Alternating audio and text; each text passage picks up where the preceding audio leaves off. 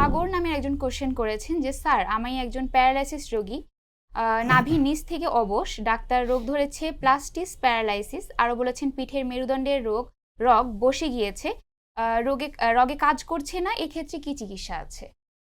ধন্যবাদ সাগর। আপনি যেটা বলেছেন কিছুটা কাছাকাছি, এটা ফ্ল্যাসিড প্যারালাইসিস বলা হয়, দুই পা প্যারালাইসিস, যেটা স্পাইনাল কর্ড থেকে হতে পারে, এটা নিউরোলজিক্যাল ডিসঅর্ডার থেকে হতে পারে, এটা আরও অনেক কারণে হতে পারে। এক্স্যাক্টলি কারণটা জানতে হবে। আর একটা জিনিস মনে রাখবেন, প্যারালাইসিসের কিন্তু একমাত্র চিকিৎসা হচ্ছে ফিজিওথেরাপি। সেটা যদি ভালো নাও হয় তো ফিজিওথেরাপি দিয়ে ভালো রাখা সম্ভব, বা আপনি আরও খারাপ যেন না হন সেজন্য রিহ্যাবিলিটেশন করতে হয়, যেটা পুনর্বাসন, যেন আপনি ঘরে বসে না থাকেন। আপনি যদি সব কিছু করতে পারেন, এই জন্য অবশ্যই পুনর্বাসন বা রিহ্যাবিলিটেশন ট্রিটমেন্ট করতে হবে। আপনি একজন ফিজিওথেরাপি স্পেশালিস্ট শরণাপন্ন হবেন, অবশ্যই কোনো রিহ্যাব হসপিটালে ভর্তি থেকে আপনি কিছুদিন ফিজিওথেরাপি চিকিৎসা নিলে আশা করি আপনি ভালো রেজাল্ট পাবেন। ধন্যবাদ আপনাকে।